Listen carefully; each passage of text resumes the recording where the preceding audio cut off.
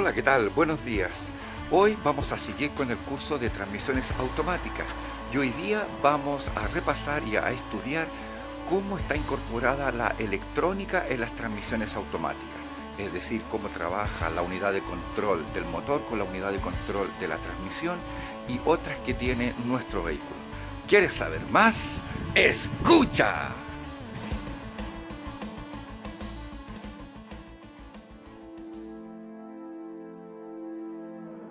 En el cambio automático, el par es transmitido por el aceite hidráulico en el convertidor de par.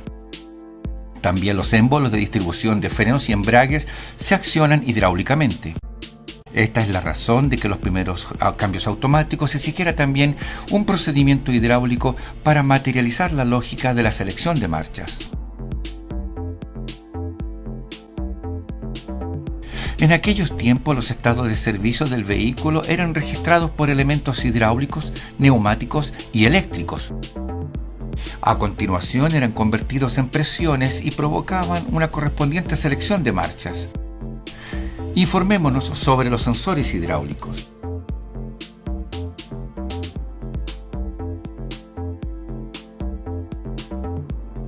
La válvula reguladora de la presión de mando reproduce la posición del acelerador.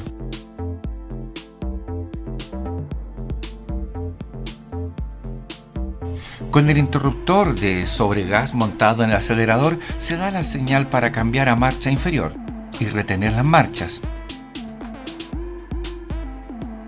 La válvula de regulación de presión moduladora, denominada también mariposa, proporciona una presión dependiente de la presión del tubo de admisión, con lo que reproduce la carga del motor. El regulador centrífugo proporciona una presión hidráulica que refleja la velocidad del vehículo. Es impulsado por el árbol secundario del cambio. El conductor selecciona todas las gamas de marchas con la ayuda de la palanca selectora y de la corredera de la misma.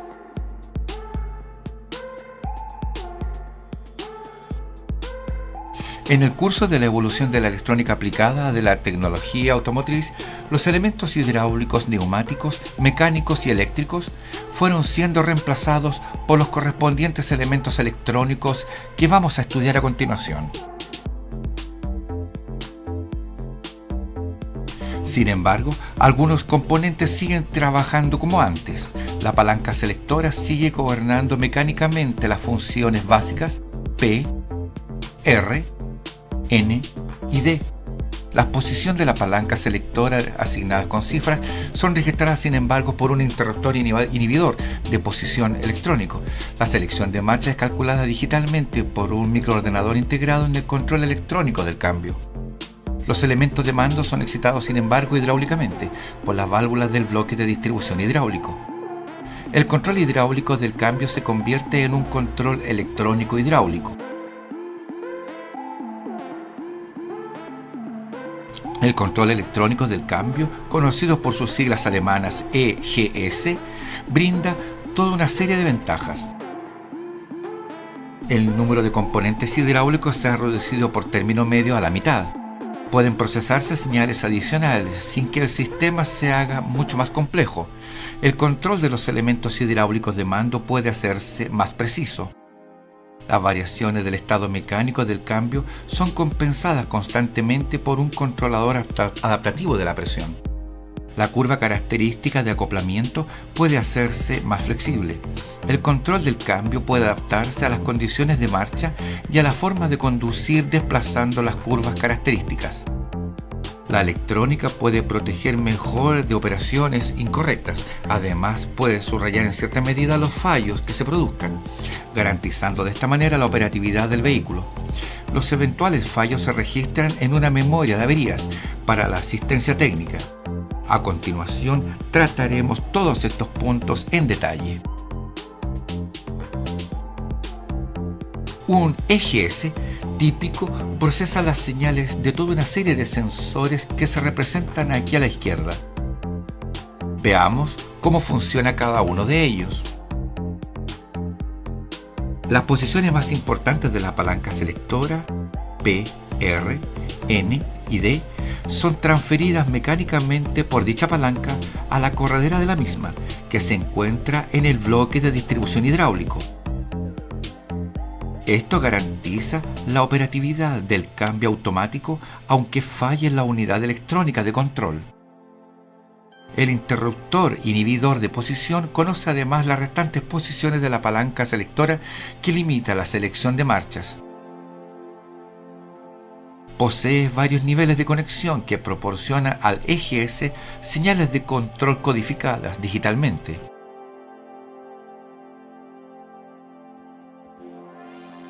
El interruptor de sobregas se acciona en la posición de pleno aceleración. Su señal digital de entrada y salida indica al EGS que se exige la máxima potencia.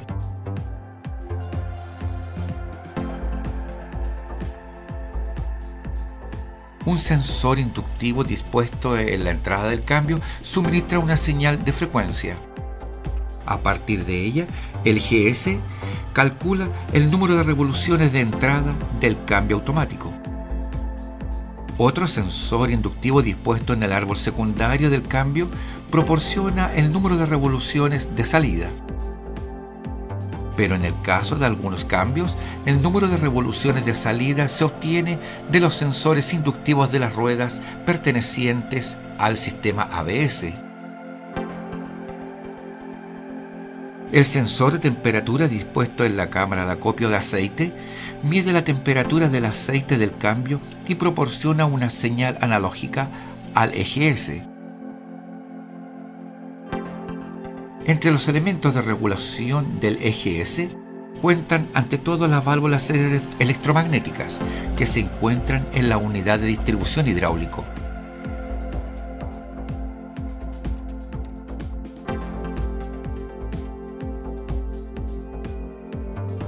Las válvulas electromagnéticas de regulación regulan una presión del aceite sin escalonamiento y en función de una señal eléctrica.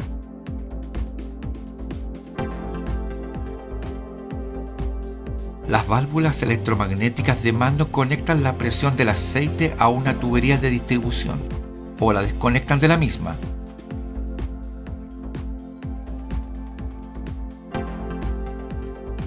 Además de los elementos de mando hidráulico, el EGS controla también otros elementos de regulación.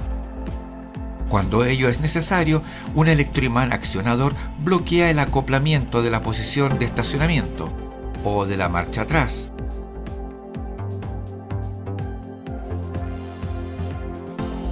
En algunos vehículos la posición de la palanca selectora es indicada en el cuadro de instrumentos.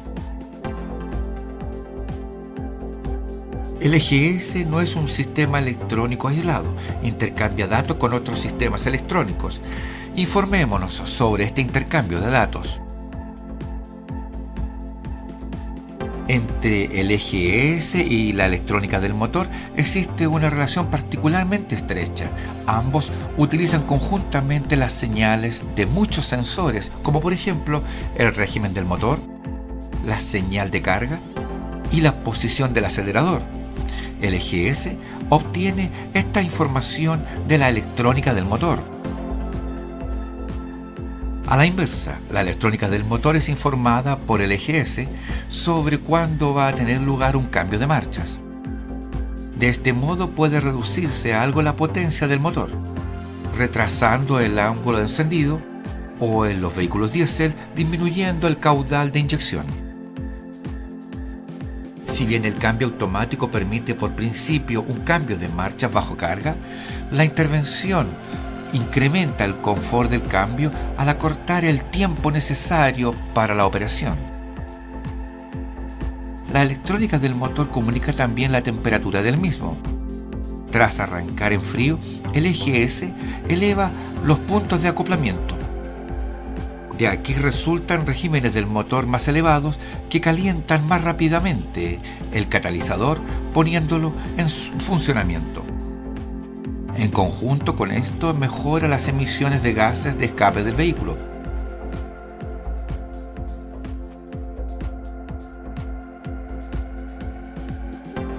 Además, el EGS en los sistemas coordinan también su estrategia de mando. Por ejemplo, el EGS recibe del sistema del tren de rodaje la información que si va a producirse una intervención de regulación por parte de un sistema de control de la estabilidad. En tal situación crítica, el EGS renuncia a efectuar cambios de marcha.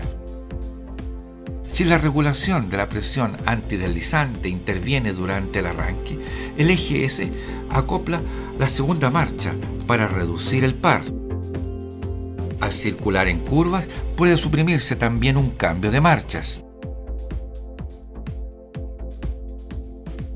El sistema de regulación de la velocidad, el Cruise Control, informa al EGS sobre el servicio de regulación. En este caso, el EGS amplía la curva característica de acoplamiento para evitar cambios en vaivén entre dos marchas vecinas.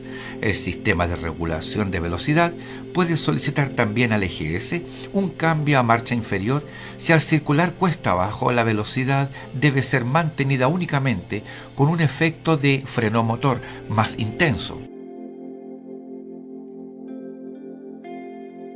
En algunas ejecuciones se desconecta el aire acondicionado si a través de la señal de sobrecarga se exige la máxima potencia del motor.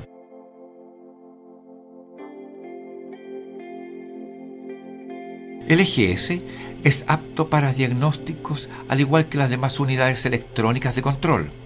Posee una toma de diagnóstico propio y puede diagnosticarse en combinación con las otras unidades de control.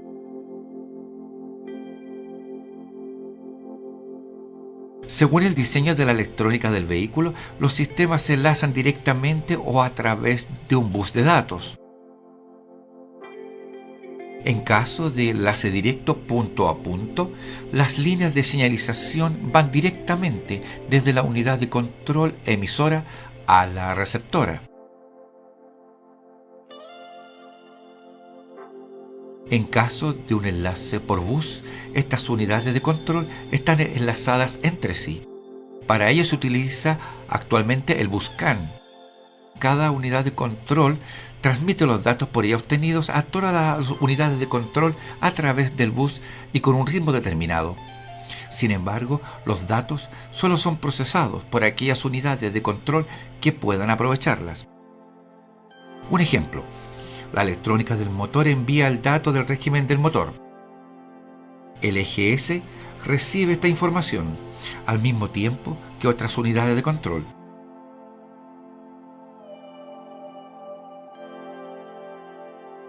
¿Cómo puede reconocer el EGS el resfalamiento del convertidor de par?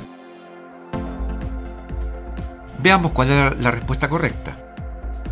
El EGS puede calcular el resfalamiento a partir de los números de revoluciones de entrada y salida del cambio. El EGS determina el resfalamiento a partir del par y del número de revoluciones del motor. El resfalamiento resulta del régimen del motor y del número de revoluciones de la entrada del cambio. La comparación de la señal de los sensores del ABS informa sobre el patinado de las ruedas motrices, con lo que se determina al mismo tiempo el resfalamiento.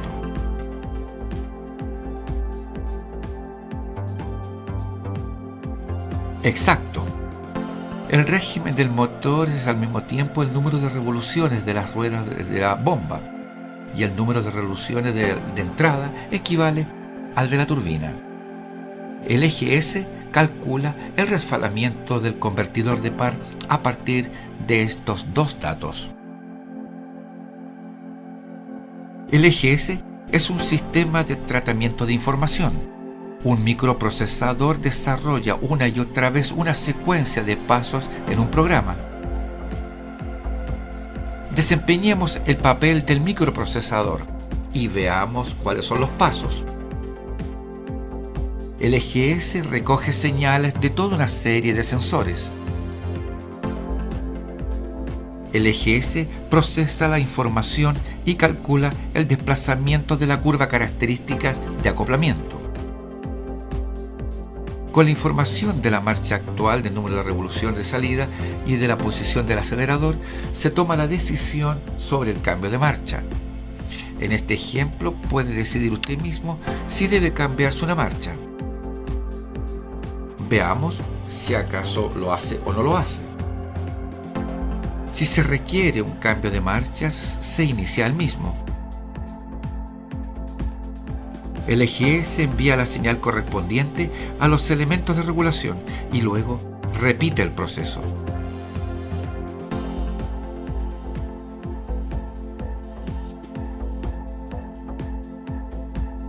En una representación simplificada haremos que la decisión del cambio de marcha dependa solo de una pareja de curvas de acoplamiento.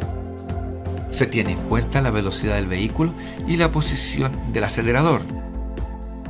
Veamos una posición de la palanca o del acelerador. Al acelerar, el cambio pasa de la tercera a la cuarta marcha y a través de la curva de acoplamiento 3-4. Si el vehículo se hace más lento con el acelerador en la misma posición, por ejemplo, al subir una pendiente, el cambio pasará de nuevo a la tercera marcha atravesando la curva de acoplamiento 4-3. Tenga en cuenta que para el cambio a marcha inferior rige una curva de acoplamiento distinta a la correspondiente al cambio a marcha superior. Los sistemas de control del cambio automático antiguos solo disponían de una pareja de curvas de acoplamiento invariable.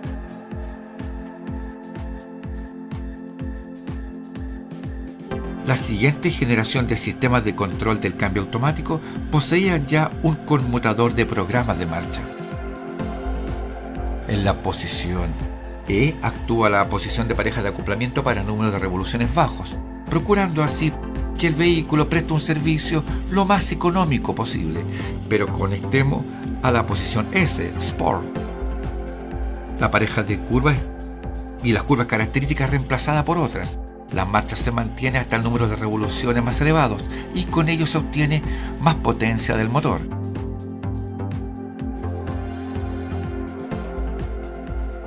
El comportamiento de cambio de marcha del actual EGS se describe óptimamente a través de las curvas adaptativas de acoplamiento. Adaptativo significa capaz de aprender. De la forma en que es accionada el acelerador, la electrónica reconoce si se desea una conducción económica o deportiva. En caso de accionamiento suave y uniforme del acelerador, la curva de acoplamiento se desplaza hacia el número de revoluciones más bajos, es decir, hacia un servicio económico. Pero aceleremos varias veces en el acelerador, ¿vale? Como que si quisiéramos acelerar y volver a quitar el acelerador con frecuencia.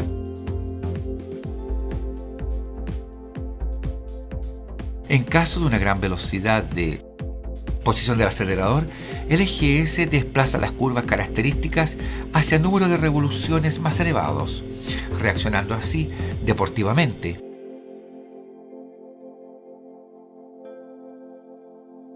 Al arrancar el vehículo, el EGS aplica en principio, por regla general, la estrategia de cambio de marcha económica. Además de la estrategia de cambio de marchas, pueden seleccionarse también determinados programas. En la posición Winter, es decir, en invierno, el selector de programas hace que el EGS haga arrancar el vehículo, por ejemplo, en la segunda marcha, cambiando prontamente a las marchas superiores. De este modo se consigue un arranque a un par bajo, lo que evita el patinamiento del vehículo.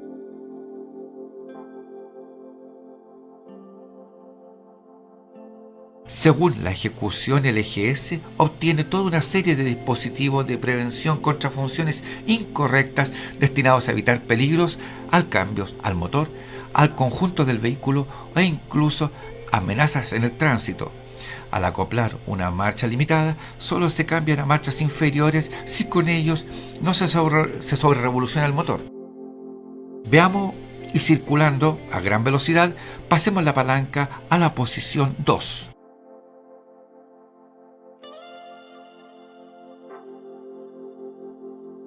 En este caso interviene el seguro contra cambio de marcha inferiores. El acoplamiento no se produce hasta que la velocidad del vehículo sea reducido lo suficientemente.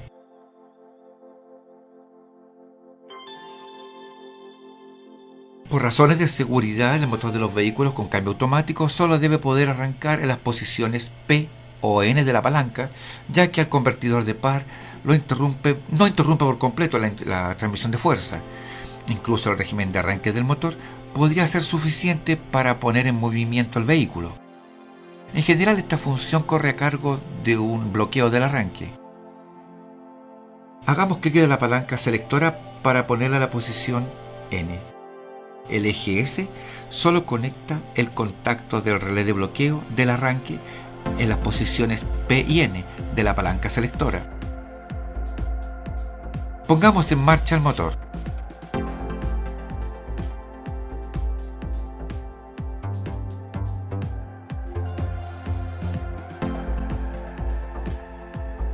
El análisis de las causas de averías indica que los sistemas electrónicos del automóvil son extremadamente robustos y fiables.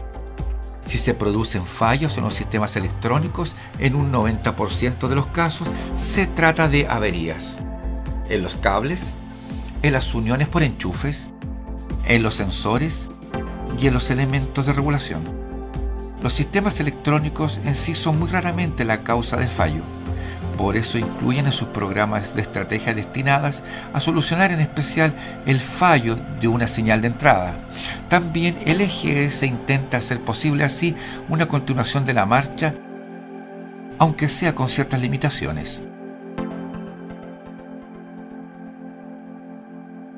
En lo posible, el eje S procura recurrir a una señal suplente. Un ejemplo. Los cambios automáticos disponen de un sensor para medir la temperatura del aceite en el cambio. El eje S hace depender la presión del aceite del cambio de su temperatura. Si falla el sensor de temperatura, el eje S puede utilizarla como valor suplente la temperatura del líquido refrigerante del motor. La electrónica puede utilizar también un valor empírico. En este caso partiría de que el cambio está a la temperatura de régimen, es decir, utilizará un valor suplente de 70 grados centígrados.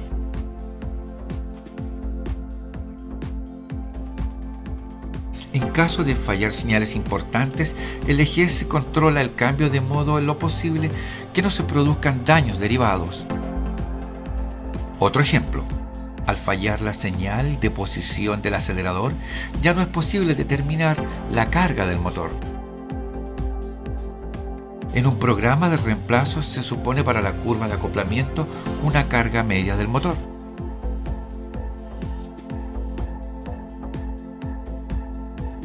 En caso de fallar una señal imprescindible, un elemento de regulación o la propia unidad de control, el cambio pasa al programa de emergencia. Este programa de emergencia del cambio automático equivale a un servicio puramente hidráulico, con unos cambios automáticos antiguos. A fin de que el vehículo aún pueda moverse en el programa de emergencia, la palanca selectora sigue estando acoplada mecánicamente con la corredera selectora del cambio automático. Dependiendo de la posición de la palanca selectora, el cambio estará en la posición neutral, en la de marcha atrás, R, o en una marcha adelante en caso de posición D. La marcha adelante adopta un compromiso. Por una parte, tiene que poder avanzar, aún con cierta rapidez. Pero por otra parte, ha de ser posible también el arranque. Esto se consigue, por ejemplo, en la segunda o la tercera marcha. El embrague de anulación del convertidor está desconectado durante el programa de emergencia.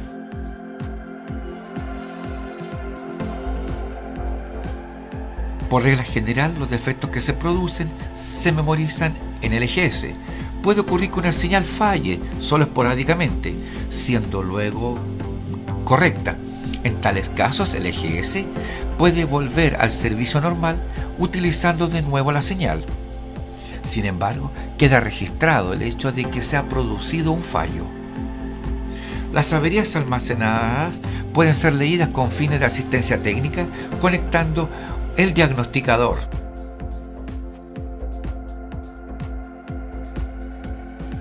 Pongámonos la siguiente situación. Llega al taller un vehículo que solo puede circular en el programa de emergencia. ¿Cuál es el primer paso que hay que realizar? Controlar el nivel del aceite, conectar el calculador de diagnósticos y ver la memoria de averías, realizar una prueba de circulación o comprobar los cables del EGS? Totalmente correcto. En la mayoría de los casos podrá leer la causa del fallo de la memoria de averías del EGS.